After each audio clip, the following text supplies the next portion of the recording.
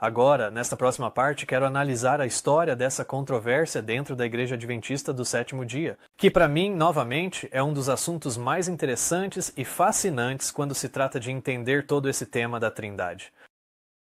Ellen White acreditava na Trindade? E os pioneiros? Depois que o alto clamor começou a soar e depois que Cristo poderia ter vindo na década de 1890, será que os pioneiros e Ellen White de repente perceberam que estavam adorando o Deus errado? Se eles estavam adorando o Deus errado, como poderia Cristo ter vindo? Uma coisa que eu acho que podemos analisar e que realmente nos dá uma base e nos ajuda a confirmar exatamente qual visão de Deus está correta é olhar para a história. Precisamos de um ponto de referência histórico, e é por isso que acho tão importante saber como Deus guiou seu povo e seus ensinamentos em nossa história passada. Agora não é apenas a história da igreja que achei surpreendente, mas também algumas declarações feitas hoje sobre as crenças da nossa igreja a respeito de quem é Deus. Como, por exemplo, a igreja admitir que a Trindade é uma suposição.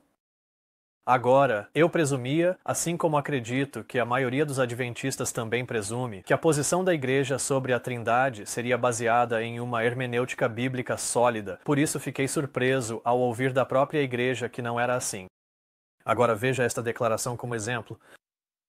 Na Enciclopédia Adventista do Sétimo Dia, volume 12, página 138, diz: o conceito da Trindade, ou seja, a ideia de que os três são um, não é explicitamente declarado, mas apenas assumido. Em outro livro, em uma introdução à teologia cristã sob a perspectiva adventista do sétimo dia, li o seguinte: o papel da Trindade em uma doutrina de Deus sempre levanta questões. Uma das razões é que a própria palavra não aparece na Bíblia, nem há qualquer declaração clara da ideia. Mas a Bíblia prepara o terreno para sua formulação e o conceito representa um desenvolvimento das afirmações e conceitos bíblicos. Portanto, mesmo que a doutrina da Trindade não faça parte do que a própria Bíblia diz sobre Deus, ela faz parte do que a Igreja deve dizer para salvaguardar a visão bíblica de Deus. Agora, para mim, isso é uma afirmação chocante, porque a Trindade não faz parte do que a Bíblia diz sobre Deus, eles admitem isso, mas a igreja deve acreditar mesmo assim? Agora não consigo acreditar que o autor chamou a Trindade de uma visão bíblica de Deus e disse que a doutrina não faz parte do que a Bíblia diz sobre Deus na mesma frase. Onde está o raciocínio por trás disso? A outra declaração aqui da Adventist Review de 1981, isso foi apenas um ano depois que a doutrina da Trindade se tornou formalmente uma crença fundamental na Igreja Adventista do Sétimo Dia. Embora nenhuma passagem bíblica única declare formalmente a doutrina da Trindade, ela é assumida como um fato pelos escritores da Bíblia. Somente pela fé podemos aceitar a existência da Trindade. Quando li isso, foi como se contrariasse tudo o que eu sabia sobre estudar a Bíblia. Ao estudar a Bíblia, é necessário ter um "assim diz o Senhor" para estabelecer uma doutrina, ideia ou conceito, especialmente quando se trata de entender quem é Deus. E tendo estudado a Bíblia por anos até esse ponto, eu já sabia que não deveria aceitar nenhuma doutrina sem um "assim diz o Senhor". Repetidas vezes percebi que teólogos e historiadores adventistas do sétimo dia admitiram que a doutrina da Trindade não tem base nas Escrituras. E mesmo assim fiquei chocado ao ver essa admissão no site oficial da Igreja Adventista do Sétimo Dia, quando dizem em seu site: as claras alusões da Bíblia à Trindade são suficientes para os adventistas. Agora, para mim, como ex-católico que estudou para sair do catolicismo depois das igrejas evangélicas e então entrar na Igreja Adventista do Sétimo Dia estudando as Escrituras e permitindo que a Bíblia interpretasse a si mesma e fosse seu próprio expositor, foi essa abordagem que me trouxe para a igreja. E, portanto, ver essa declaração no site da igreja de que as claras alusões da Bíblia à Trindade são suficientes para os adventistas do sétimo dia me fez revirar o estômago. Somos orientados a exigir um claro "assim diz o Senhor" em apoio a qualquer doutrina ou preceito antes de aceitá-los.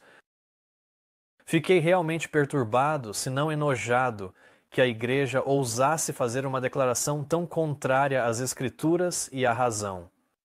Portanto, não, nenhuma alusão clara é suficiente para qualquer verdadeiro seguidor de Cristo ou para qualquer verdadeiro adventista do sétimo dia, e ainda assim a alusão clara à doutrina da Trindade, que não é explicitamente declarada, mas apenas assumida, está consagrada como a segunda crença fundamental da Igreja Adventista do sétimo dia, e é um requisito para a membresia na Igreja. E se alguém discorda dessa alusão clara, é zombado, ridicularizado, rotulado como herege ou excluído, e muitas vezes é desligado da igreja. Tive muitos encontros nos últimos 2 anos, compartilhando todas essas coisas com outras pessoas, e sou muito grato porque a grande maioria das pessoas com quem estudei isso realmente levou o assunto a sério, estudou por conta própria e percebeu que isso é verdade. Isso é, a visão não trinitariana de Deus está correta, que existe um único Deus verdadeiro, que ele teve um Filho unigênito e que o Espírito Santo é a sua onipresença. Ao compartilhar essas coisas, houve outras pessoas que rejeitaram e, para minha decepção, nem sequer quiseram estudar o assunto. E eu conheço outras pessoas, em igrejas aqui por perto, que compartilharam essas coisas e foram proibidas de ensinar na escola sabatina, por exemplo, e imploraram ao pastor para sentar e estudar esses assuntos com elas. Mas o pastor não quis, ou outros que atuam nessa área também não concordaram nem em sentar para estudar, e pessoas que eu conheço não responderam a e-mails ou às minhas perguntas. Infelizmente, eu estou vendo que muitas pessoas simplesmente não querem estudar isso. Elas têm medo das implicações de perceber que isso as colocaria em conflito com a igreja, mas não percebem que a igreja de Laodiceia está em conflito com Jesus. E é por isso que vemos Jesus do lado de fora da igreja batendo a porta e dizendo: "Eis que estou à porta e bato. Se alguém ouvir a minha voz e abrir a porta, entrarei em sua casa e cearei com ele, e ele comigo."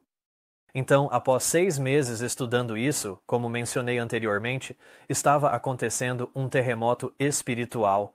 E, novamente, não era o fundamento da Bíblia ou do espírito de profecia que estava se desfazendo e se quebrando, mas sim o ensinamento fundamental da Igreja Adventista do sétimo dia sobre quem é Deus que estava ruindo.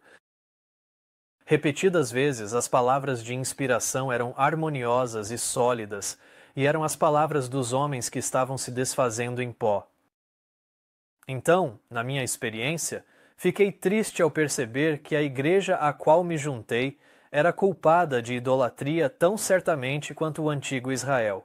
E sei que essa não é uma afirmação pequena que faço, mas também não é uma heresia pequena a que entrou na igreja. Para mim, entrar para a Igreja Adventista do sétimo dia foi uma experiência alegre.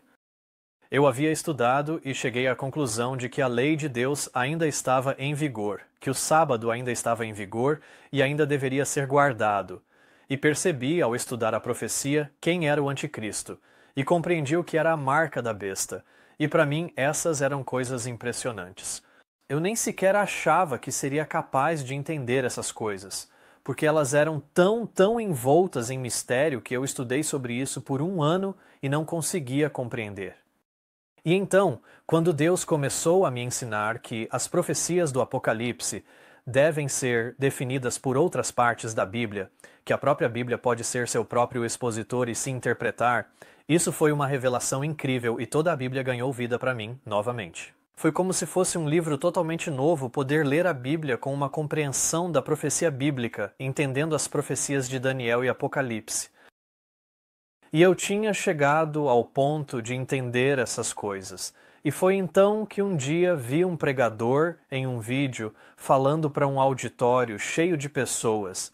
E ele estava compartilhando exatamente as mesmas coisas que eu havia chegado a compreender sobre o anticristo, sobre o sábado e sobre a lei de Deus. E eu pensava, quem é essa pessoa e por que essas outras pessoas nesse auditório?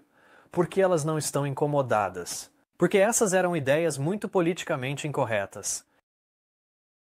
E, resumindo, foi que eu Era um ministro popular da Igreja Adventista do Sétimo Dia, e para mim, percebi pela primeira vez que existia uma denominação inteira de pessoas que realmente acreditavam nessas coisas sobre a profecia bíblica.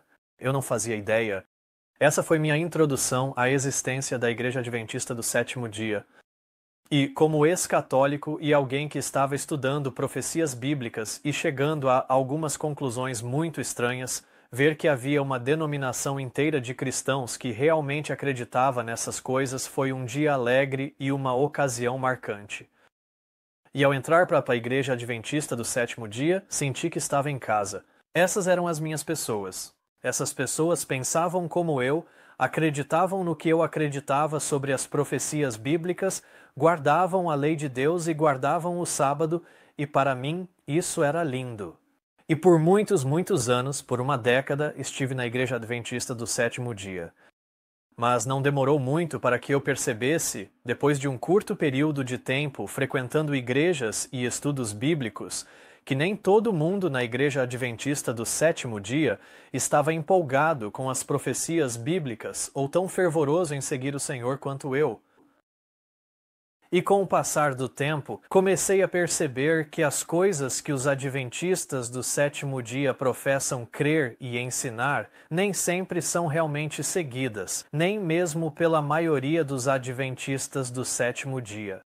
Considere, por exemplo, a mensagem de saúde que foi dada por Deus à igreja para ser a cunha de entrada, para ser uma luz que traria o adventismo do sétimo dia e as verdades sobre Deus para o centro das atenções, que seria uma luz para o mundo.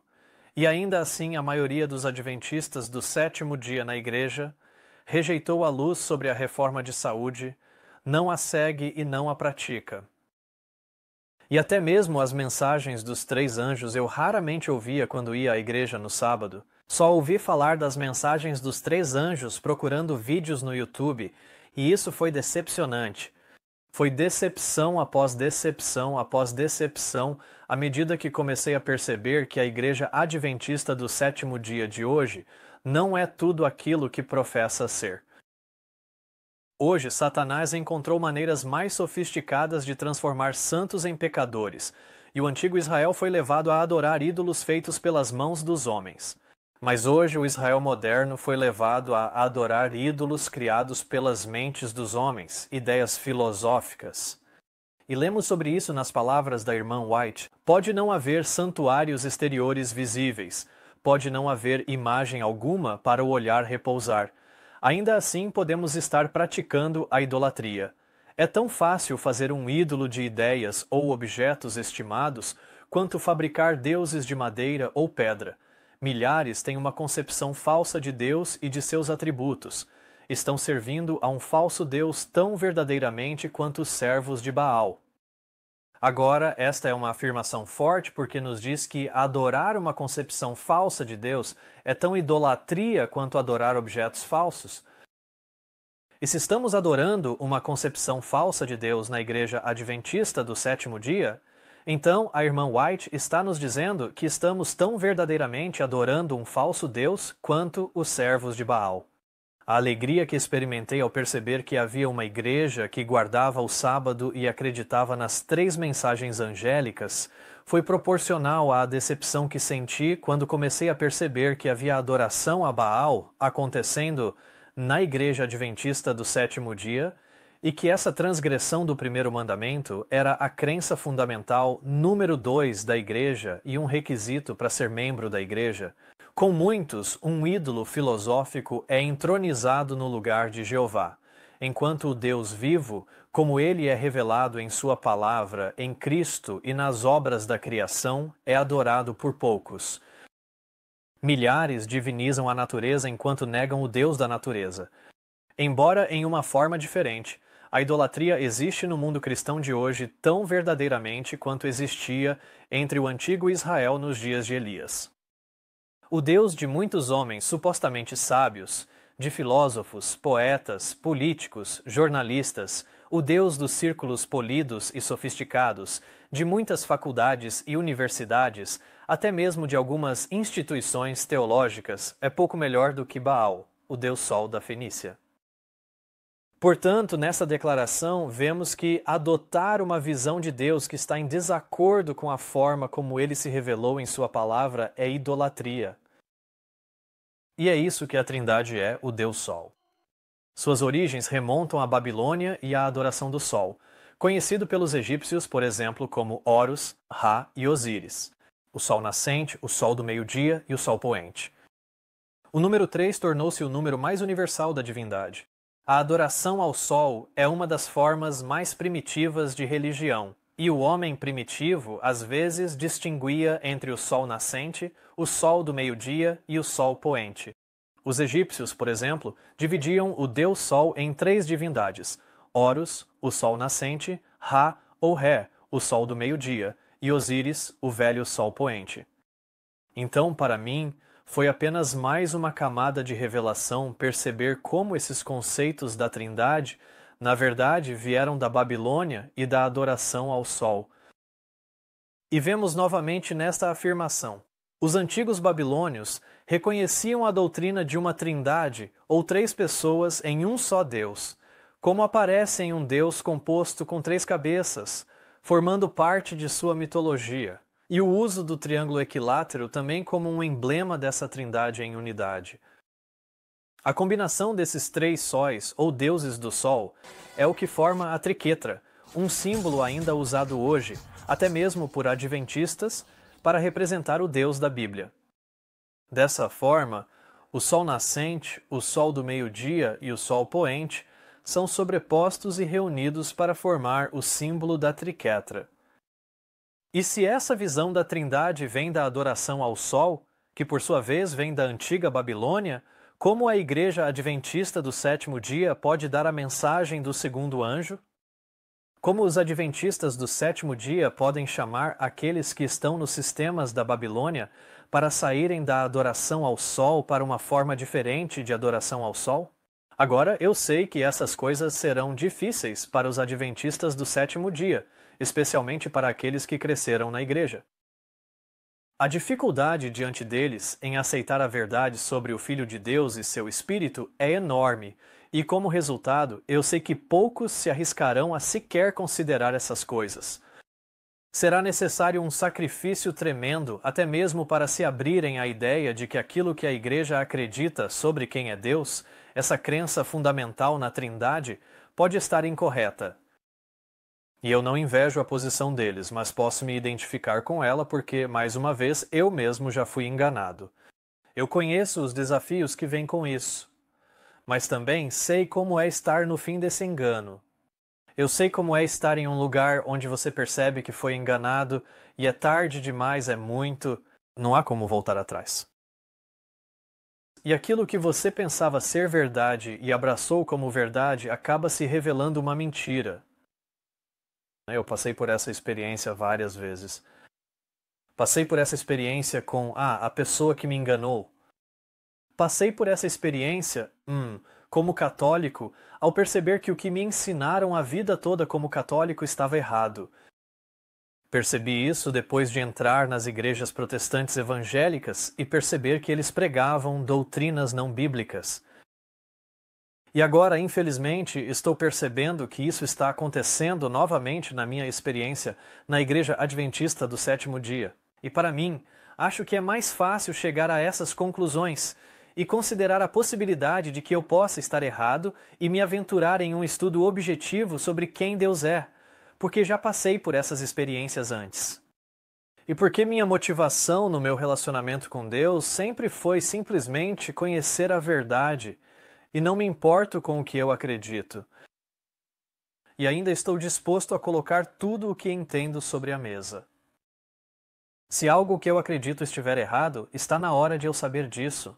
Mas, novamente, não tenho medo de fazer isso. Não tenho medo de pegar o entendimento que tenho de Deus há anos, ou, neste caso, nos últimos anos, e colocá-lo sobre a mesa, entregá-lo no altar, porque sei que, se for verdade, resistirá à investigação. Então, eu só gostaria de te encorajar, especialmente se você foi criado como adventista, a perceber que, ao se abrir e simplesmente estudar o que a verdade pode ser, deixando de lado seus preconceitos e ideias pré-concebidas, você não está sendo abandonado por Cristo. Jesus não está te abandonando. Pelo contrário, ele deseja muito te mostrar a verdade, te trazer para uma comunhão mais próxima com ele, que é a verdade. E toda a verdade, mais uma vez, nos levará a Cristo. Portanto, realmente não temos nada a temer ao colocar no altar nossas noções pré-concebidas e nossas crenças atuais, submetendo-as à investigação, porque só coisas boas podem resultar disso. Ou o que acreditamos será confirmado e resistirá à verdade e ao escrutínio, ou seremos conduzidos a uma compreensão mais clara do que é verdadeiro, e como resultado, teremos um relacionamento mais próximo com Cristo. Mas quando se trata do adventismo, nem tudo está perdido. Há uma notícia excelente, e é que o adventismo do sétimo dia não é uma fraude. Ao estudar o assunto, na verdade percebi que a mão de Deus esteve presente no estabelecimento e na direção desse movimento em um grau ainda maior do que eu havia percebido anteriormente. Então, sim, foi decepcionante e desafiador perceber o que se tornou a atual Igreja Adventista do Sétimo Dia em relação à sua crença sobre Deus. Mas, ao mesmo tempo, encontrei grande esperança e confiança em Cristo como meu líder e fui profundamente encorajado pelo fato de que a crença histórica da Igreja Adventista do Sétimo Dia estava em harmonia com a verdade. E ao estudar a história da Igreja, vi que Deus havia advertido sobre essa heresia que entraria na Igreja, e as advertências de Deus e os apelos da irmã White ao falar sobre o assunto e ao dar alertas à Igreja, além de enfatizar a importância das crenças históricas da Igreja, davam credibilidade ao fato de que Cristo ainda estava no controle, que Jesus estava guiando sua Igreja e que ele não deixou seu povo sem um guia ou sem um aviso. Embora isso tenha me pegado de surpresa, não pegou Deus de surpresa. Mais uma vez, Cristo nos deu o aviso de que não temos nada a temer quanto ao futuro, exceto se esquecermos a maneira como o Senhor nos guiou e seus ensinamentos em nossa história passada. Portanto, vemos que no aviso está a lição de que os ensinamentos do movimento adventista do passado deveriam ser considerados verdadeiros, pois o alerta é contra aceitar e acreditar em qualquer coisa no futuro que contradiga a direção e o ensino de Deus no passado, especialmente do período de 1844 até cerca de 1892. Em outras palavras, na primeira metade do século do movimento adventista. E ao estudar como o Senhor guiou o seu povo, percebi que, repetidas vezes, Ellen White nos advertiu de que os pilares fundamentais sobre os quais a Igreja Adventista do Sétimo Dia foi estabelecida um dia no futuro seriam considerados como erro, esquecendo assim tanto a maneira como o Senhor nos guiou quanto o seu ensino em nossa história passada e, como resultado, um novo fundamento seria estabelecido. Agora, nos primeiros 50 anos, o que os pioneiros e Ellen White ensinaram e acreditaram sobre Deus era a verdade, e vemos isso repetidas vezes. Quero ler algumas dessas declarações só para que você possa ter a mesma impressão que eu tive ao lê-las e perceber a veracidade e o grau em que Deus estabeleceu essa visão na mente do movimento adventista, para colocá-los sobre um fundamento sólido que os capacitasse a dar a última mensagem de advertência e misericórdia ao mundo. Então aqui está o que Ellen White disse sobre os primeiros 50 anos do movimento adventista do sétimo dia. Em 1906, Ellen White disse: "Neste tempo em que doutrinas falsas estão sendo ensinadas, devemos ensinar a mesma verdade que temos ensinado durante o último meio século. Não mudei minha fé nem um jota ou um tio." Isso é importante porque, ainda hoje, muitos dizem que Ellen White mudou sua visão sobre Deus, que os pioneiros mudaram sua visão sobre Deus, que, sob o pretexto da verdade presente, suas ideias evoluíram e eles chegaram a um novo entendimento de quem é Deus. Mas a irmã White contradiz completamente essa ideia, essa noção. Portanto, vamos pôr fim à mentira de que a irmã White mudou sua ideia a respeito de quem é Deus. Ela mesma disse: "Eu não mudei minha fé nem um jota ou um tio." A crença de que Ellen White mudou sua visão sobre quem é Deus ainda é sustentada hoje pela liderança da Igreja Adventista do Sétimo Dia. Veja, por exemplo, esta declaração de 2006. Em pesquisas anteriores, tracei o desenvolvimento da doutrina adventista sobre Deus. desde a oposição à doutrina da Trindade, conforme tradicionalmente formulada, até a aceitação do conceito bíblico de um Deus em três pessoas. Também acompanhei a clara progressão nas visões de Ellen White a partir de 1850, mostrando que suas visões gradualmente formaram seu conceito de Deus, até que, em 1898, quando publicou O Desejado de Todas as Nações, ela passou a ter um conceito trinitariano. Será que essas passagens expressam a compreensão de Ellen White sobre a posição de Cristo no céu naquela época e que, com o passar do tempo, ela recebeu mais luz, o que acabou levando às suas declarações claramente trinitarianas no final da década de 1890? Como isso poderia ser verdade, então? Será que a irmã White mudou sua visão sobre quem era Deus e se tornou trinitariana? O que a própria irmã White disse? Novamente, ela disse em 1905: "Aprecio a verdade, cada jota dela exatamente como me foi dada pelo Espírito Santo nos últimos 50 anos. Desejo que todos saibam que permaneço na mesma plataforma da verdade que temos mantido por mais de meio século. Esse é o testemunho que desejo dar no dia em que completo 78 anos de idade." Então, mais uma vez, vemos Ellen White respondendo a esses sentimentos de que ela teria mudado de opinião e dizendo que ela não mudou de opinião, mas que manteve a mesma visão durante o último meio século. No mesmo ano, 1905, ela também disse: "A verdade que proclamamos hoje é a mesma verdade que temos proclamado nos últimos 50 anos. E agora, após meio século de luz clara da palavra sobre o que é a verdade, estão surgindo muitas teorias falsas para perturbar as mentes. Mas as evidências apresentadas em nossa experiência inicial têm a mesma força que tinham naquela época. A verdade é a mesma de sempre, e nenhum alfinete ou pilar pode ser removido da estrutura da verdade. Aquilo que foi buscado na palavra em 1844, 1845 e 1846 permanece sendo a verdade hoje em todos os aspectos." E esta declaração, que ninguém procure destruir os fundamentos de nossa fé, os fundamentos que foram lançados no início de nossa obra por meio do estudo cuidadoso da palavra e por revelação, sobre esses fundamentos temos edificado nos últimos 50 anos. Homens podem supor que encontraram um novo caminho e que podem lançar um fundamento mais forte do que aquele que já foi estabelecido, mas isso é um grande engano. Ninguém pode lançar outro fundamento além daquele que já foi posto. Também esta declaração: "Onde encontraremos segurança a não ser nas verdades que o Senhor tem nos dado nos últimos 50 anos? E quão perigoso é exaltar tanto um homem a ponto de ele ficar confuso e confundir a mente de outros em relação às verdades que nos últimos 50 anos o Senhor tem dado ao seu povo?" E esta declaração: "Suplico aos nossos obreiros de missão médica que tenham medo de confiar nas suposições e invenções de qualquer ser humano que alimente o pensamento de que o caminho pelo qual o povo de Deus tem sido conduzido nos últimos 50 anos é um caminho errado. Cuidado com aqueles que, não tendo tido nenhuma experiência definida na direção do Espírito do Senhor, suporiam que essa direção é toda uma falácia, que não temos a verdade, que não somos o povo do Senhor reunido por Ele de todos os países e nações." Novamente ela diz: "Cuidado com aqueles que querem destruir o fundamento sobre o qual temos edificado nos últimos 50 anos para estabelecer uma nova doutrina. Eu sei que essas novas teorias vêm do inimigo."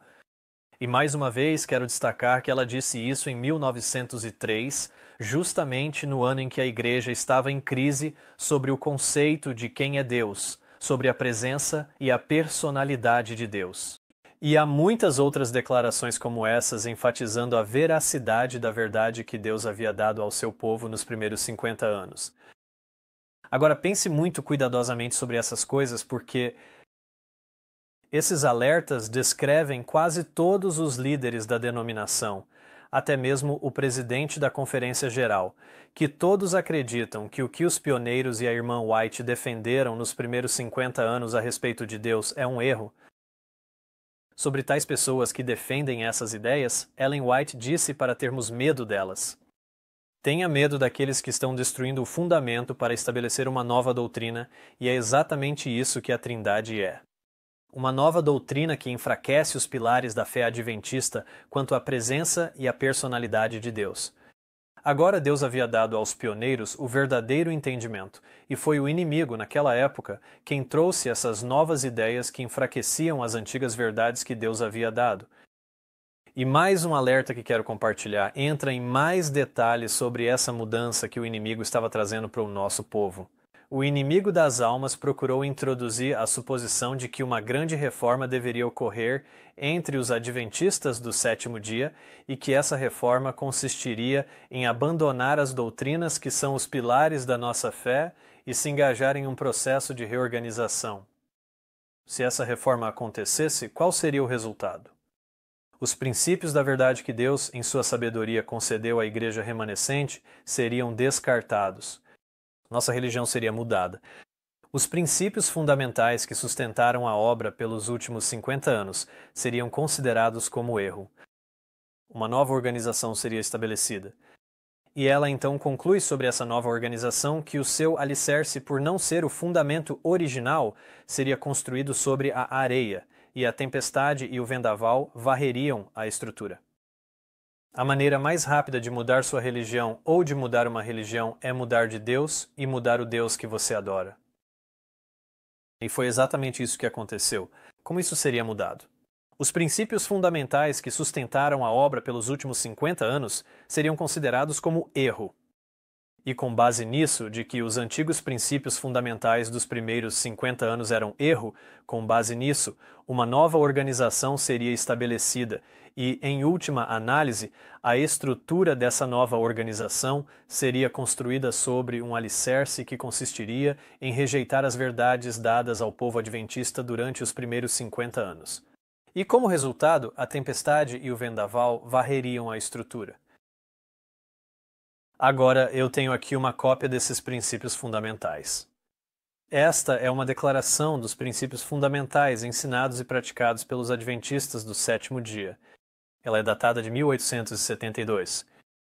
Esses princípios consistem no entendimento que nossos pioneiros e a irmã White tinham a respeito de Deus e de outras doutrinas. Agora, quando você pega esses princípios fundamentais e os compara com as atuais 28 crenças fundamentais da nossa igreja, eu sei que este aqui diz 27, é uma versão mais antiga, mas agora temos na igreja 28 crenças fundamentais. Esses dois conjuntos de crenças consistem em duas religiões diferentes. Esta é a compreensão, a visão não trinitariana de Deus, que Deus, em sua sabedoria, havia dado à igreja remanescente aos adventistas do sétimo dia durante os primeiros 50 anos do movimento. Essa nova visão que incorpora e inclui a doutrina da Trindade entrou na igreja, começou a se infiltrar na década de 1890 e isso continuou até o início dos anos 1900, culminando na crise de 1903, que quase dividiu a igreja sobre qual visão de Deus era a correta. E eu quero compartilhar com vocês esta declaração na Adventist Review de 1994. As crenças adventistas mudaram ao longo dos anos sob o impacto da verdade presente. O mais surpreendente é o ensinamento a respeito de Jesus Cristo, nosso Salvador e nosso Senhor. A compreensão trinitariana de Deus, agora parte de nossas crenças fundamentais, não era geralmente aceita pelos primeiros adventistas, até mesmo alguns hoje não a subscrevem. Eu concordo que a mudança mais significativa ocorrida em nossa religião é aquela relacionada a Jesus Cristo, em particular à sua filiação e ao seu Espírito. E essas duas visões se refletem nesses dois fundamentos. Este fundamento, os princípios fundamentais mantidos pelos primeiros adventistas nos primeiros 50 anos, em contraste com as 28 crenças fundamentais atualmente sustentadas pela Igreja Adventista do sétimo dia. E essas duas crenças são antagônicas entre si. Portanto, ou os pioneiros e a irmã White estavam sob um grande engano durante os primeiros 50 anos, e Ellen White é uma falsa profetisa e a atual Igreja Adventista do sétimo dia está correta, ou as visões mantidas pelos pioneiros e por Ellen White durante os primeiros 50 anos estão corretas, e a atual Igreja Adventista do sétimo dia apostatou da verdade bíblica. E foi exatamente isso que um historiador afirmou. Também concordo que a compreensão trinitariana de Deus, agora parte de nossas crenças fundamentais, não era geralmente aceita pelos primeiros adventistas, exceto, pelo que sei, nenhum deles tinha essa visão. Pelo menos até por volta da década de 1890, após os primeiros 50 anos do movimento. E só em 1980 que a doutrina da Trindade foi oficialmente votada como doutrina da Igreja Adventista do Sétimo Dia, 65 anos após a morte de Ellen White. Desde o início da década de 1890, passando pela virada do século, ideias conflitantes sobre Deus estavam crescendo até chegar a uma crise, e isso foi agravado pelo principal médico da denominação, John Harvey Kellogg, especialmente pelo livro que ele publicou chamado O Templo Vivo. Nesse período, após a publicação de O Templo Vivo, as coisas estavam agitadas na igreja a respeito de quem era Deus. Houve uma revolta, uma rebelião que estava acontecendo. Satanás estava agindo, trazendo novas teorias que a irmã White alertou que levariam ao espiritismo. Os juízos de Deus estavam caindo sobre as instituições e casas publicadoras adventistas na forma de incêndios destrutivos, e uma profetisa de Deus recebia visões e sonhos e estava acordada a 1h da manhã, escrevendo advertências para essa igreja tão rápido quanto sua mão conseguia passar pelo papel. Portanto, foi um período turbulento na história da nossa igreja, mas essa é outra história. O que eu quero mencionar é que toda essa controvérsia havia crescido até chegar a um ponto de crise que culminou no Concílio de Outono de 1903, realizado em Washington, D.C. Naquela ocasião, a irmã White havia escrito algumas cartas para a igreja e elas chegaram ao concílio no último fim de semana, em que o concílio estava acontecendo, e foram recebidas pelo então presidente da Associação Geral, A. G. Daniels, e lidas por ele diante dos participantes do concílio na manhã de domingo.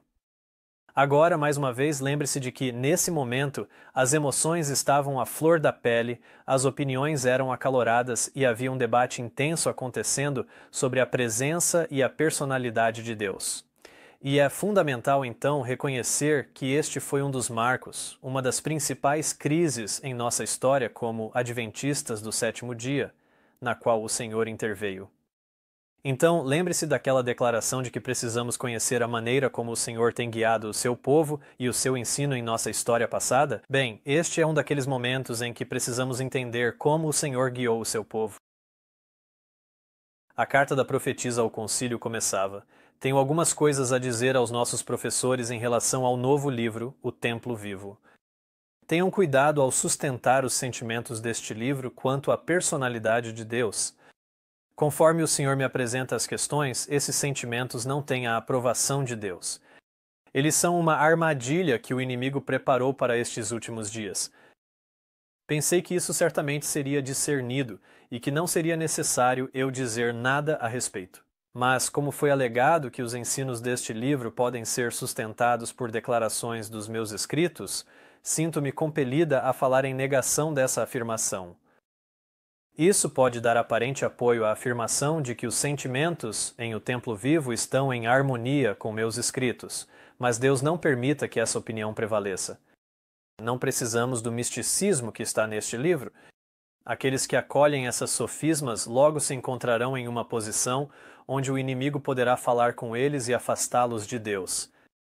Foi-me mostrado que o autor deste livro está em um caminho falso. Ele perdeu de vista as verdades distintivas para este tempo. Ele não sabe para onde seus passos estão levando.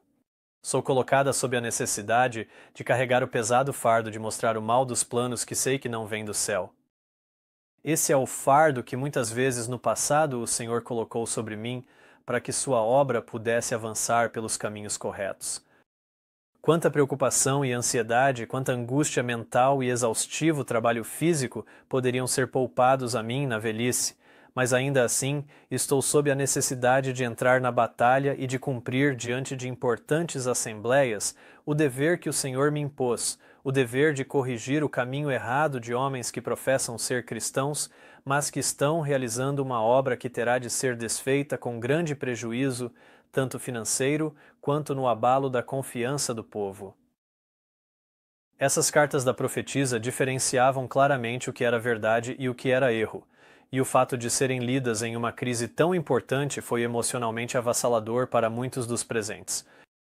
Por exemplo, A. G. Daniels relata sobre esse evento.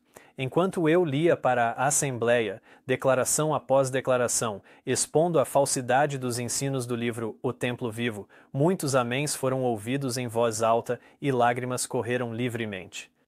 A partir daquele momento, a luz entrou no concílio e a presença de Deus foi claramente sentida ao longo do dia. Quando terminei de ler, os irmãos imediatamente começaram a expressar sua gratidão a Deus por essa voz clara que havia falado conosco. Tão precisamente essas mensagens apontaram a situação que todos os que falaram foram obrigados a reconhecer que era a voz de Deus falando conosco. Antes do encerramento do conselho, o autor do livro, John Harvey Kellogg, declarou que o retiraria do mercado. Ao final dessa leitura, um dos ministros se levantou e disse que sentiu-se impressionado a pedir que todos os que propunham tomar uma posição firme ao lado da irmã White nessa grande luta se levantassem. Quase todas as pessoas na sala se levantaram. Esse evento foi uma vitória monumental para Deus, para sua igreja e para a verdade. Mas infelizmente durou pouco, pois o Dr. Kellogg, o principal defensor dessas novas ideias sobre a presença e a personalidade de Deus, percebeu que, devido a essa derrota no Concílio de Outono de 1903, não poderia continuar em seu curso atual e esperar o apoio de seus irmãos. Assim, apenas 9 dias depois, ele já havia elaborado um plano.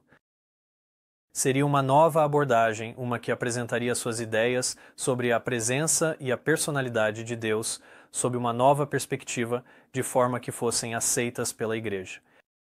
O próprio Kellogg escreve sobre essa nova visão e diz: pelo que posso perceber, a dificuldade encontrada em O Templo Vivo pode ser resumida a esta questão: o Espírito Santo é uma pessoa?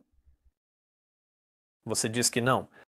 Eu supunha que a Bíblia dizia isso pelo fato de que o pronome pessoal ele é usado ao se referir ao Espírito Santo. A irmã White usa o pronome ele e afirmou claramente que o Espírito Santo é a terceira pessoa da divindade. Como o Espírito Santo pode ser a terceira pessoa e, ao mesmo tempo, não ser uma pessoa, é algo difícil para mim compreender. E ainda hoje, a maioria dos adventistas, como Kellogg, entende as declarações da irmã White da mesma forma que ele, sem perceber que foi em referência a afirmações como esta que a irmã White disse o seguinte: as mensagens que o Senhor tem me dado durante o último meio século nunca aprovaram o cultivo desses sentimentos errôneos, e ainda assim, alguns afirmam que a irmã White ensina exatamente essas coisas. Eu digo em nome do Senhor que a verdade foi mal interpretada e mal aplicada. Agora, é importante notar que quando olhamos para essa crise em 1903, a maioria dos adventistas do sétimo dia pensa que ela não tem nada a ver com a Trindade. E por um tempo eu fiquei me perguntando como o livro de Kellogg, O Templo Vivo, e toda essa controvérsia, o que isso tem a ver com a Trindade? Bem, aqui está o que isso tem a ver com a Trindade. Como o próprio Kellogg disse, tudo pode ser resumido a esta questão: o Espírito Santo é uma pessoa? E a resposta a essa pergunta tem tudo a ver com a Trindade. Se o Espírito Santo é ou não uma pessoa ou um ser individual como o Pai e o Filho, ou se é a onipresença do Espírito de Cristo, isso tem tudo a ver com a crença na Trindade. E a situação se complica no exato dia seguinte ao que Kellogg disse. Tudo pode ser resumido a esta questão: o Espírito Santo é uma pessoa? No dia seguinte a essa declaração, A. G. Daniels escreveu para Willie C. White sobre uma conversa que teve com o Dr. Kellogg.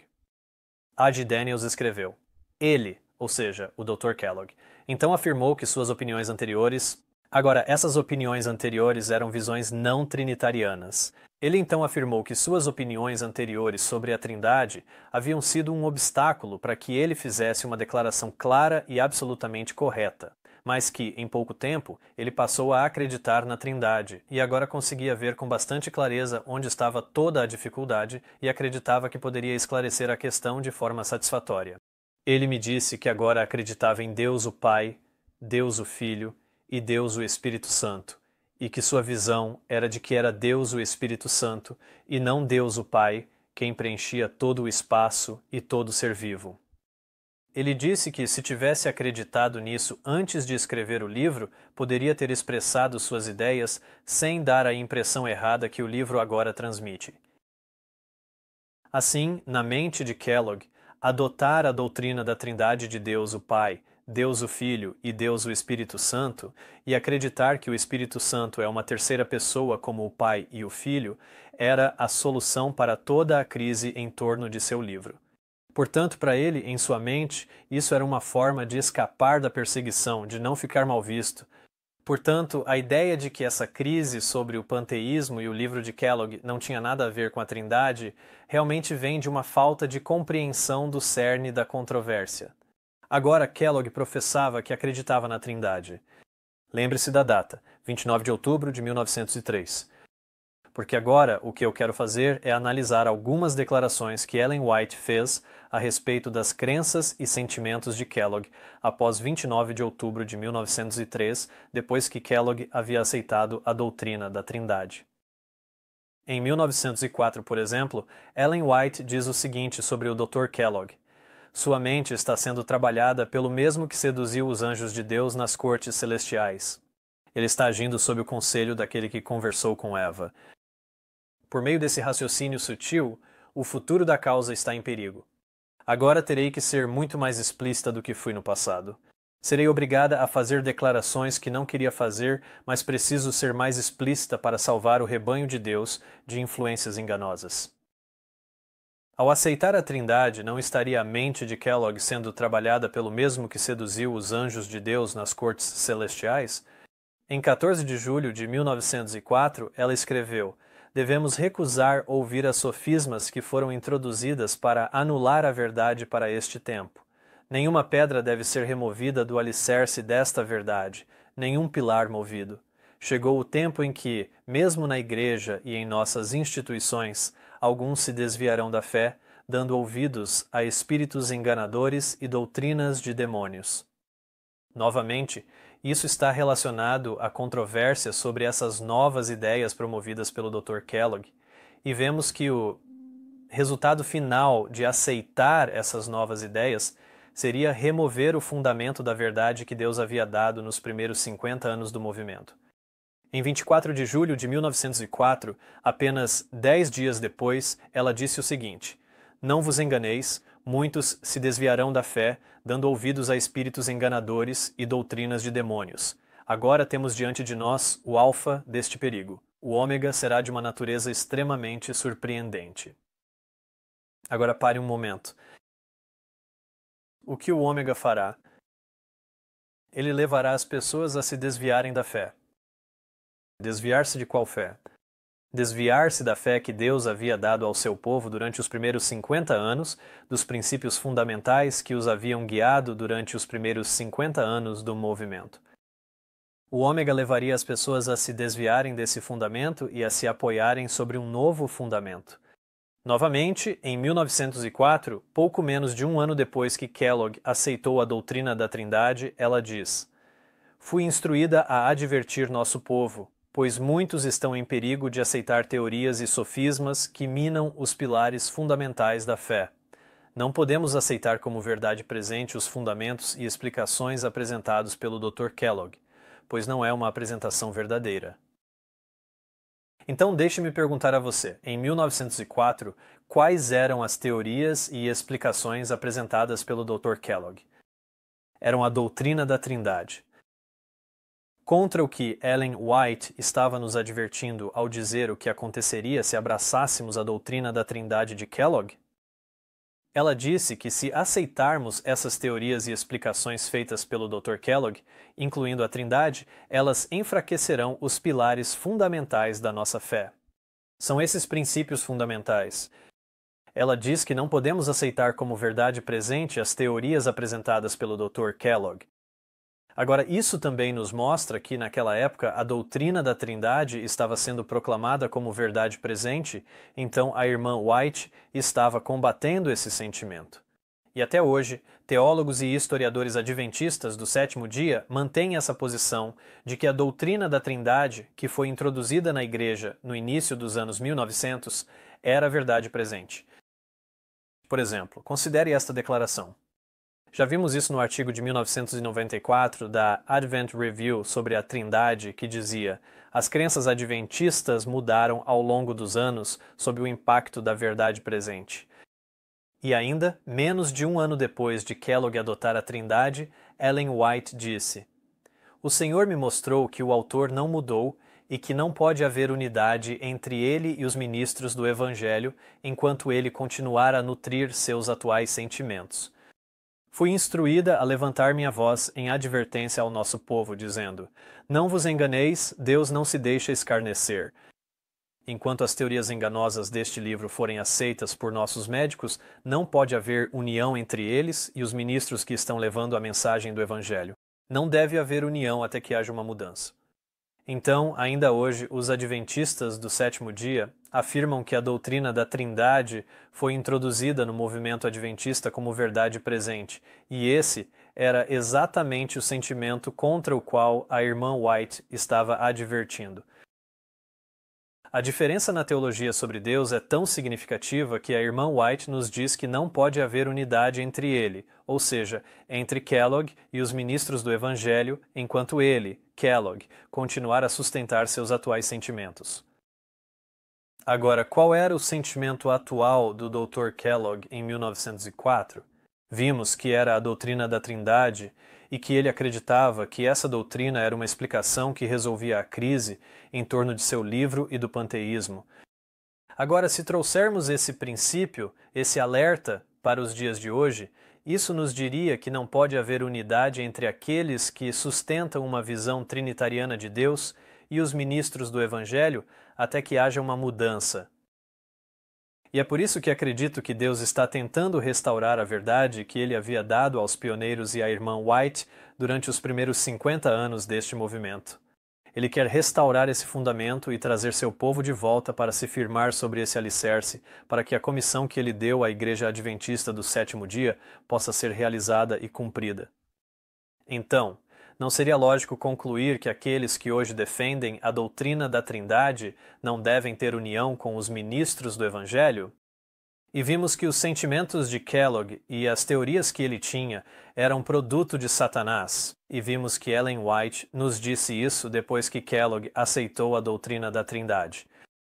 E novamente vemos, em abril de 1905, que ela diz o seguinte sobre a visão de Kellogg: vi que o poder de Satanás sobre ele não foi quebrado.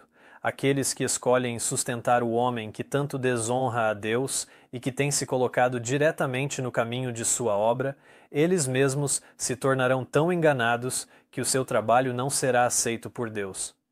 Tenho me sentido relutante em dizer essas coisas, mas sei que o Senhor não quer que almas continuem sendo colocadas em perigo por mais tempo por causa do Dr. Kellogg.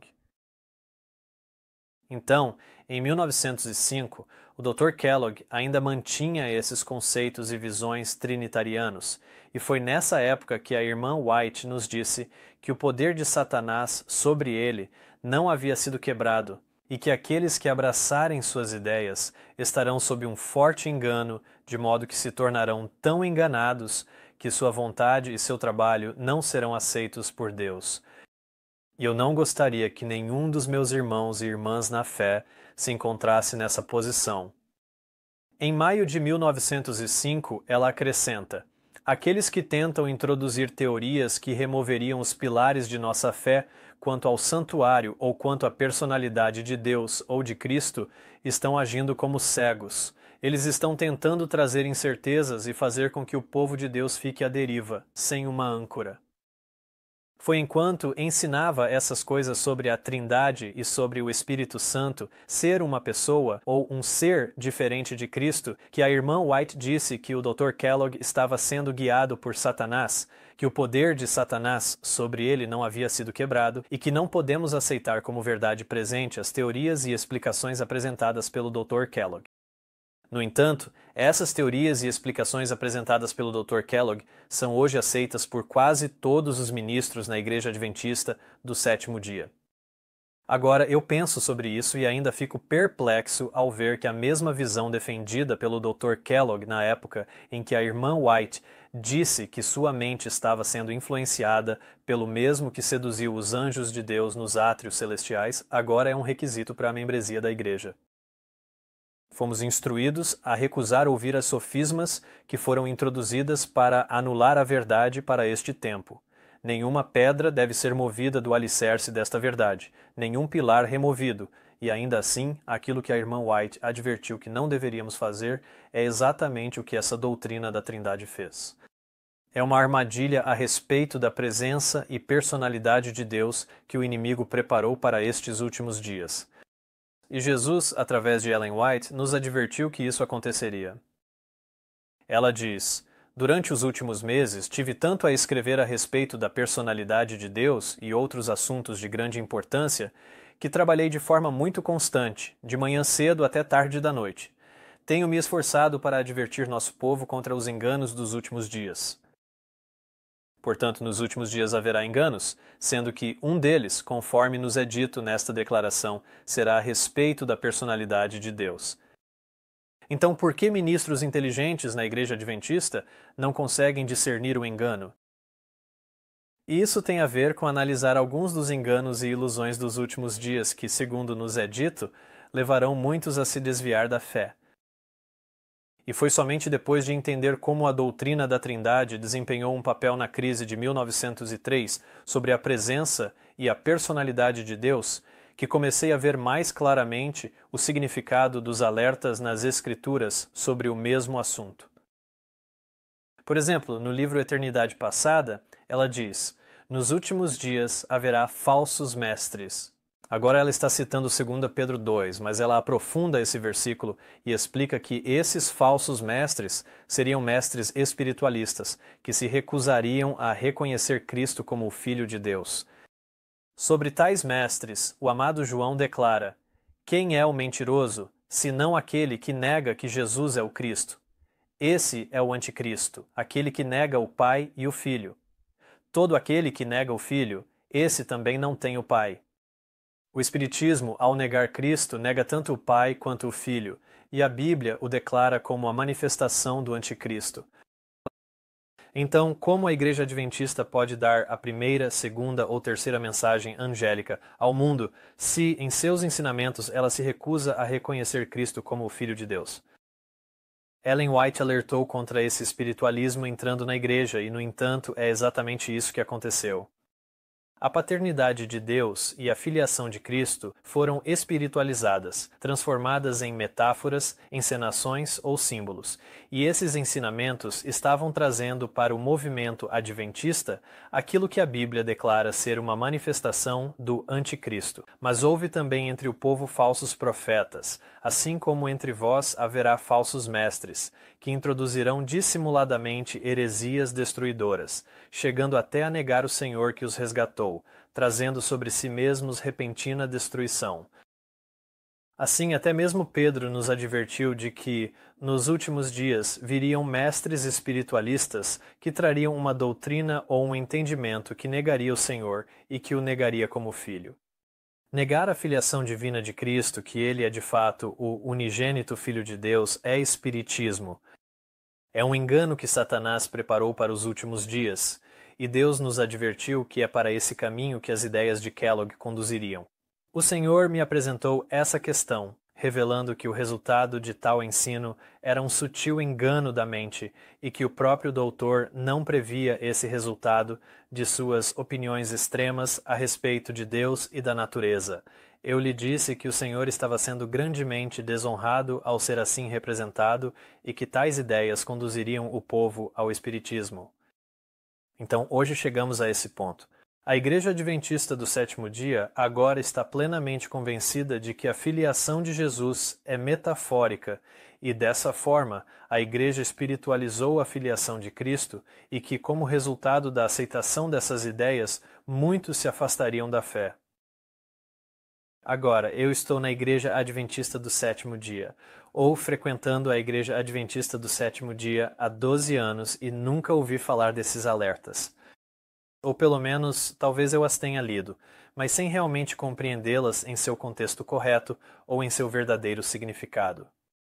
Então, foi somente quando estudei essas coisas por mim mesmo e comecei a entender a crise alfa que pude perceber que a ômega, assim como a alfa, seria uma crise relacionada à presença e à personalidade de Deus. E seria uma crise que abraçaria o espiritualismo e levaria a Igreja a negar a filiação divina de seu Salvador.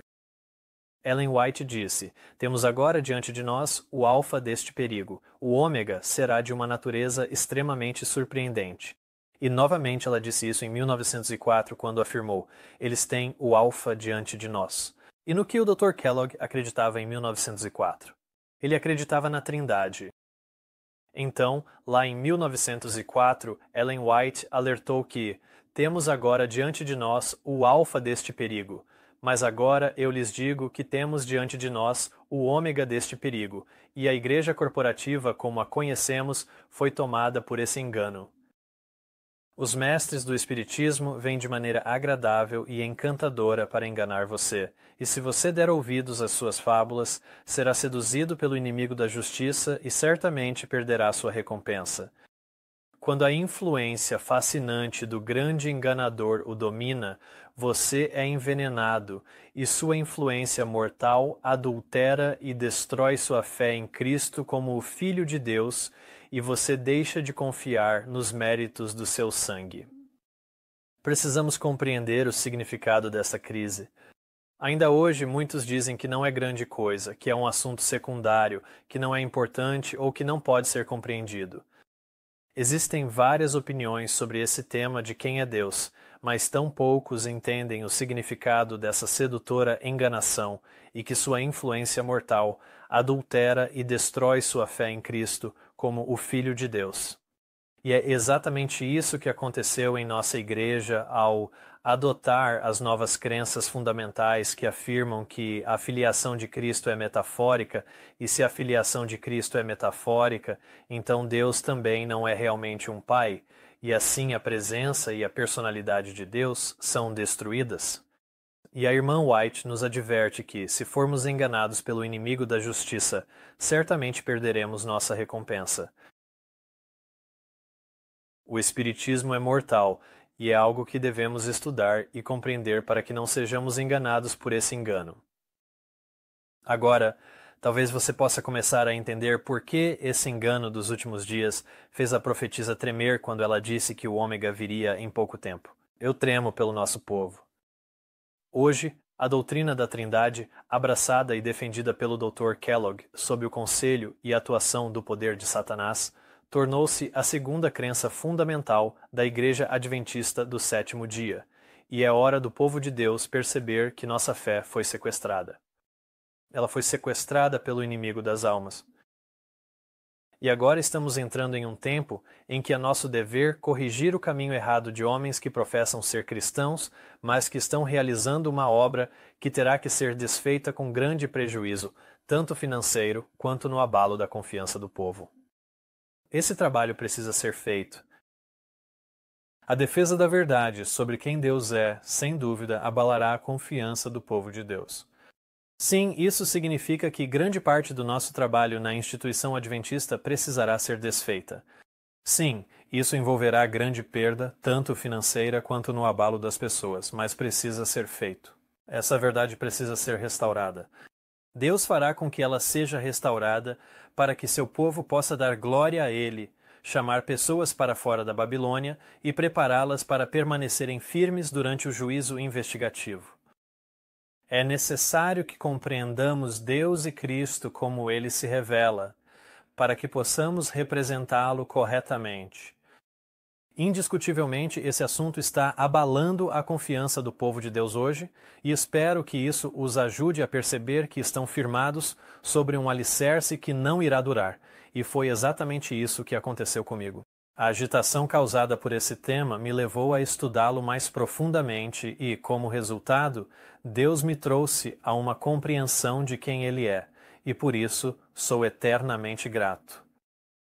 Minha confiança na atual organização da Igreja Adventista do Sétimo Dia foi abalada e quebrada, mas ao mesmo tempo minha confiança em Cristo, em sua mensageira Ellen White e na luz concedida por seu Espírito Santo aos nossos pioneiros durante os primeiros 50 anos do movimento foi incrivelmente fortalecida.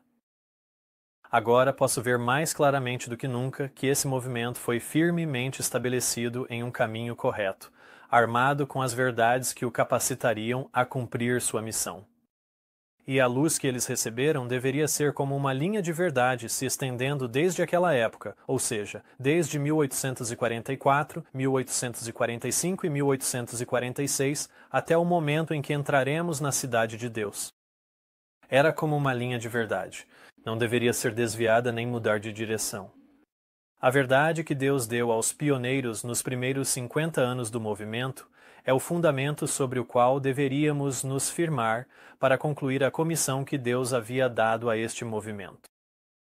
E agora, ao fecharmos o ciclo e retornarmos ao ponto de onde começamos em relação à Igreja Adventista do Sétimo Dia cumprindo sua missão, foi somente após compreender as coisas que compartilhei que pude entender plenamente o significado da declaração em O Ministério da Cura, aquela que vimos anteriormente, de que, como nosso Salvador, estamos neste mundo para servir a Deus. Estamos aqui para nos tornar semelhantes a Deus em caráter e, por meio de uma vida de serviço, revelá-lo ao mundo.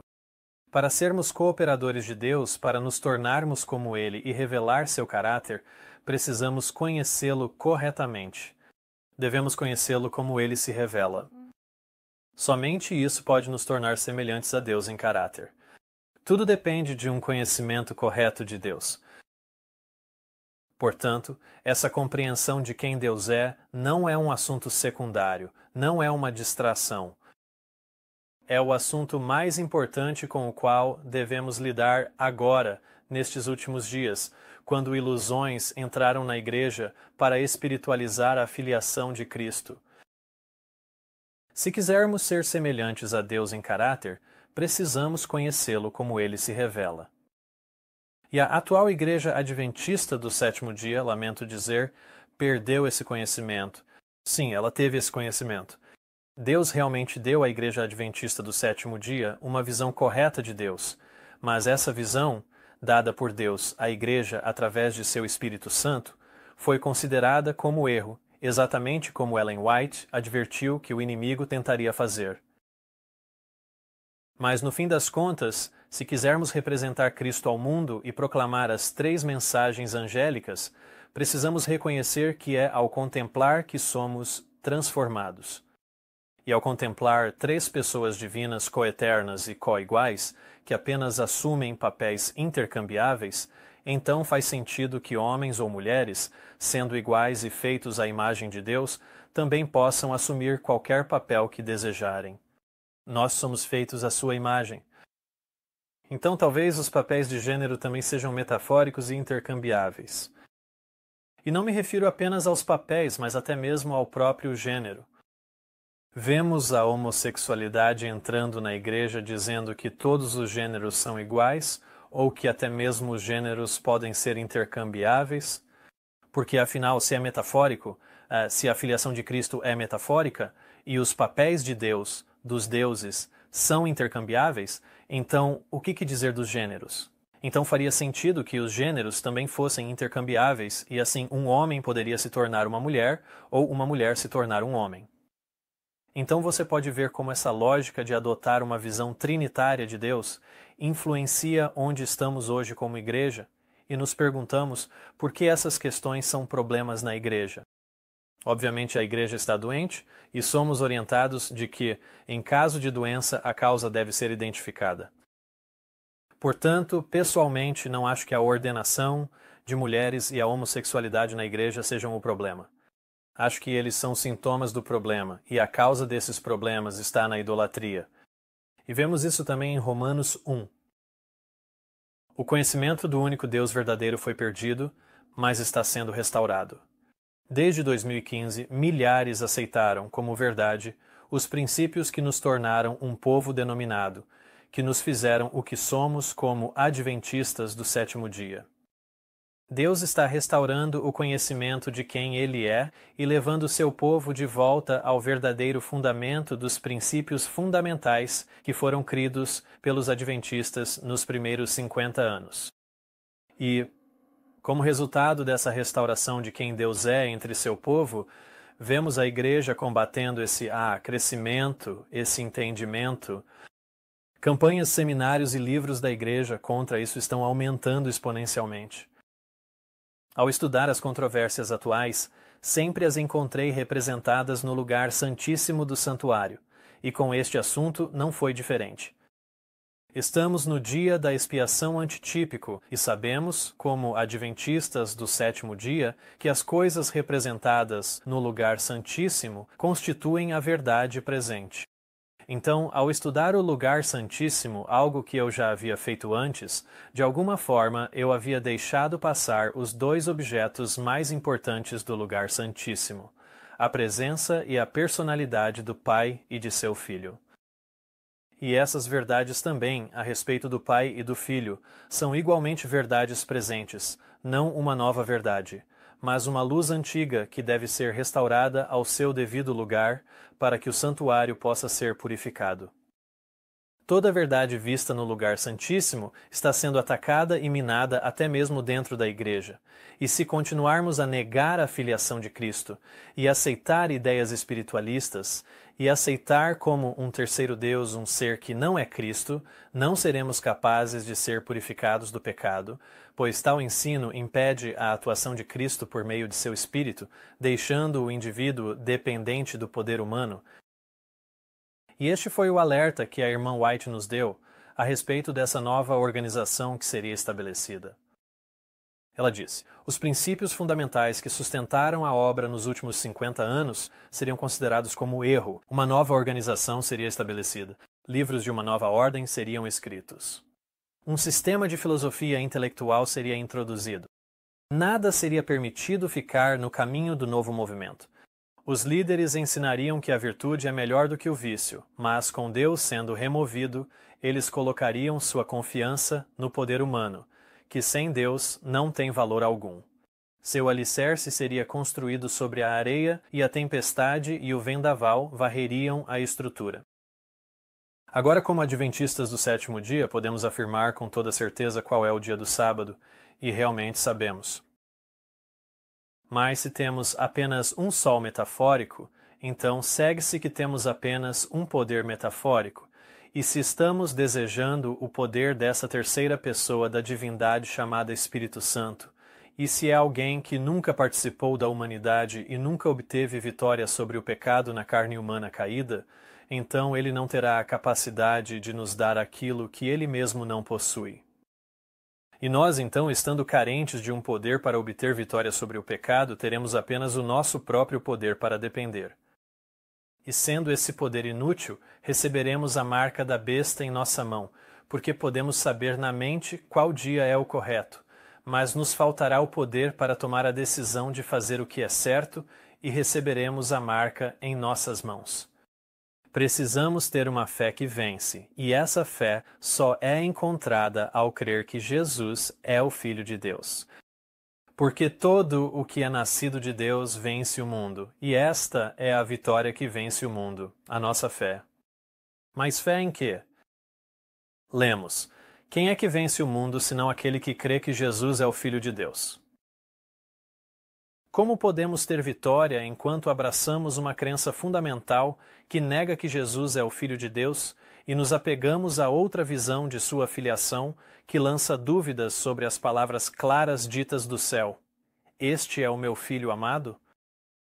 Não podemos ter a vitória desse jeito e não teremos. É porque esquecemos a maneira como o Senhor nos guiou e seu ensino em nossa história passada, e negamos a verdade sobre a presença e a personalidade de Deus que nos foi dada pelo Espírito Santo nos primeiros 50 anos do nosso movimento, que a Igreja Adventista do Sétimo Dia hoje se tornou inapta para cumprir sua missão e iluminar a terra com a glória de Deus. A menos, é claro, que se arrependa, como vemos em Apocalipse 3. Mas a parte disso, a igreja como está hoje não se apoia sobre o mesmo fundamento construído por Cristo nos primeiros 50 anos. Ela está sobre um novo fundamento, com novos pilares. E como a irmã White advertiu sobre esse novo fundamento, tempestade e tormenta varrerão a estrutura. Mas Deus terá um povo sobre a terra para manter a Bíblia, e somente a Bíblia, como o padrão de todas as doutrinas e a base de todas as reformas. A Igreja Adventista do Sétimo Dia Corporativa abraçou como verdade as sofismas do inimigo e a doutrina central do romanismo, mas isso não significa que Deus esteja sem uma igreja. Deus tem uma igreja. Não é a grande catedral, nem o estabelecimento nacional, nem as várias denominações. É o povo que ama a Deus e guarda os seus mandamentos. Esta é a igreja contra a qual as portas do inferno não prevalecerão. E quando percebi que a Trindade não era uma nova luz, mas um velho erro, inevitavelmente a pergunta vinha à minha mente: ainda posso ser um adventista do sétimo dia? Mas Deus me mostrou que, ao abraçar as verdades dadas aos pioneiros e a Ellen White nos primeiros 50 anos, para estabelecer uma base firme, ao aceitar esses princípios fundamentais, eu era agora mais adventista do sétimo dia do que quando fiz minha profissão de fé. Mas, como o adventismo se tornou confuso e negou os princípios fundamentais que lhe foram dados por Deus, é necessário fazer uma distinção entre a verdade e o erro. Portanto, considero-me agora mais um adventista do sétimo dia histórico. Devido às minhas diferenças teológicas em relação à presença e à personalidade de Deus com a Igreja Adventista Corporativa hoje, sei que muitos dirão que me desviei da fé e que apostatei. Mas quero perguntar a você: apostatei e me desviei de quê? Porque, para falar a verdade, eu não me desviei da fé, eu retornei a ela, e a própria organização da igreja atual é que se desviou da fé que uma vez foi entregue aos santos. Veja, muitos hoje entendem o desviar-se da fé como algo relacionado à sua própria experiência. Então, se, por exemplo, alguém entrou para a igreja adventista há muitos anos, ou foi criado como adventista do sétimo dia, essa pessoa pode entender as palavras desviar-se da fé como sair da igreja. Mas vamos olhar para isso a partir da perspectiva de Deus. Vamos analisar isso sob a perspectiva de toda a história da igreja, de 1844 até os dias atuais. Então, a partir dessa perspectiva, o que significa desviar-se da fé? Porque, sob esse ponto de vista, significa algo completamente diferente. E desviar-se da fé quer dizer afastar-se dos princípios fundamentais que Deus deu à igreja nos primeiros 50 anos. E é por isso que essa é uma heresia tão mortal. Agora, muitos já me disseram que não vão considerar ou sequer estudar essas questões. Eles dizem que aqueles que se tornam antitrinitarianos ou não trinitarianos sempre acabam deixando a igreja e afirmam que não vão seguir por esse caminho. E, sinceramente, eu entendo essa posição. Concordo com as preocupações e sentimentos deles, e vejo que desejam ser fiéis a Deus, fiéis aos pioneiros e ao movimento que Deus levantou de forma milagrosa para proclamar as 3 mensagens angélicas. E vejo que eles têm um grande temor de se desviar dessa comissão sagrada e concordo com isso. Eles realmente devem estar atentos. Eles devem ser cautelosos. Ninguém quer se afastar da fé, ninguém quer desonrar a Deus e se desviar da fé que uma vez foi entregue aos santos. Todos esses são sentimentos positivos. Mas, a menos que voltem e estudem a maneira como o Senhor nos guiou e seus ensinamentos sobre nossa história passada, nunca perceberão que aquilo de que mais têm medo que aconteça com eles já aconteceu. Eles têm pavor de se desviar da fé e serem envolvidos por uma doutrina que os afaste da verdade. Mas, novamente, digo que isso já aconteceu com eles. Portanto, a menos que estudem essas coisas, não perceberão que já se desviaram da fé. Aqui está o maior engano que pode afetar a mente humana. Essas pessoas acreditam que estão certas, quando na verdade estão erradas. Agora, não estou dizendo que as crenças não trinitarianas são confusas, ou que são um mistério, ou que não podem ser compreendidas. Pelo contrário, elas abraçam os ensinamentos mais claros da Bíblia e aceitam a palavra de Deus como ele se revela. Eu acredito que muitos adventistas do sétimo dia, até mesmo a maioria dos adventistas do sétimo dia, leigos, líderes, pastores e missionários que também foram enganados, estão sinceramente servindo a Deus de todo o coração e de acordo com o melhor de seu conhecimento. E é a esses que eu sei que Jesus anseia se revelar para que ele possa prepará-los para dar a última mensagem de misericórdia ao mundo. Eu sei que há pessoas por aí, adventistas do sétimo dia como eu, que só querem conhecer a verdade e não querem ser enganadas.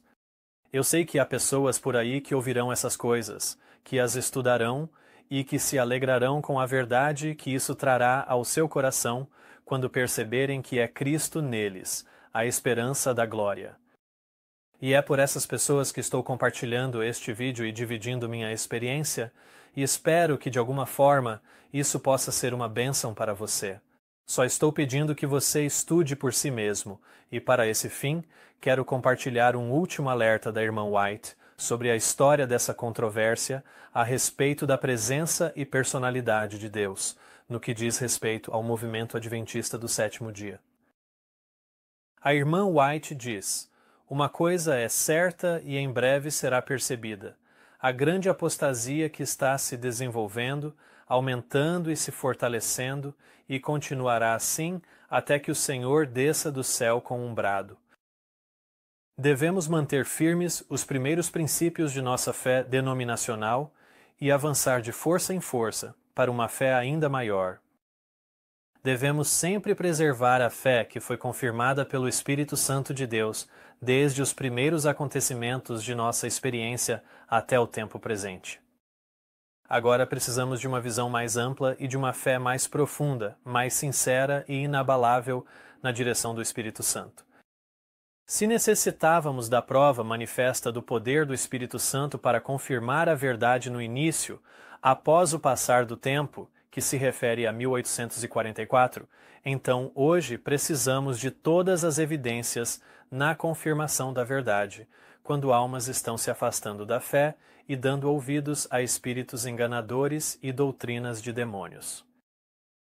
Nessa declaração, a irmã White está nos dizendo que, quando almas estão se afastando da fé, elas estão se afastando dos princípios da nossa fé denominacional, que nos foi dada nos primeiros 50 anos.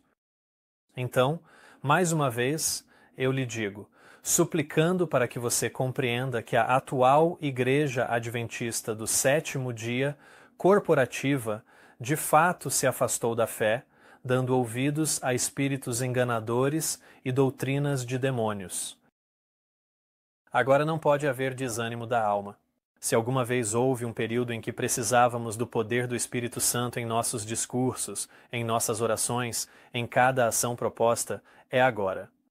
Não devemos parar na primeira experiência, mas, enquanto levamos a mesma mensagem ao povo, essa mensagem deve ser fortalecida e ampliada. E isso está acontecendo hoje na restauração desta verdade sobre quem é Deus, sobre o Pai e o Filho. Devemos ver e perceber a importância da mensagem confirmada por sua origem divina. Devemos prosseguir em conhecer ao Senhor para que saibamos que a sua saída está preparada como amanhã. Nossas almas precisam do vivificar da fonte de todo poder. Podemos ser fortalecidos e confirmados na experiência passada que nos mantém nos pontos essenciais da verdade, que nos fizeram o que somos, adventistas do sétimo dia. Hoje, a Igreja Adventista do sétimo dia abandonou esses pontos essenciais da verdade e, como resultado, nossa identidade como adventistas do sétimo dia foi perdida, mas ela precisa ser restaurada e será restaurada. Ela está sendo restaurada. Antes de Jesus partir pela última vez, ele testou os seus discípulos para ver se estavam prontos para levar a comissão do Evangelho ao mundo e perguntou aos seus discípulos, dizendo: Quem dizem os homens ser o Filho do Homem? E eles disseram: Uns dizem que tu és João Batista, outros Elias e outros Jeremias ou um dos profetas. Ele lhes disse: E vós, quem dizeis que eu sou? Você percebe o que Jesus estava fazendo aqui? Ele queria ter certeza de que seus discípulos podiam diferenciar entre o que os homens diziam sobre Jesus e o que ele dizia sobre si mesmo, e queria garantir que a compreensão dos discípulos sobre ele viesse dele, e que eles entendessem Jesus como ele mesmo se revela. E Jesus, ao testar seus discípulos, dirigiu-se pessoalmente a eles com a pergunta: E vós, quem dizeis que eu sou? E Simão Pedro respondeu e disse: Tu és o Cristo, o Filho do Deus vivo. E Jesus respondeu e disse-lhe: Bem-aventurado és tu, Simão Barjonas, porque não foi carne e sangue que te revelaram, mas meu Pai que está nos céus. Essa revelação de que Cristo é o Filho do Deus vivo não foi uma invenção humana ou uma filosofia. Não era uma tradição ou um credo.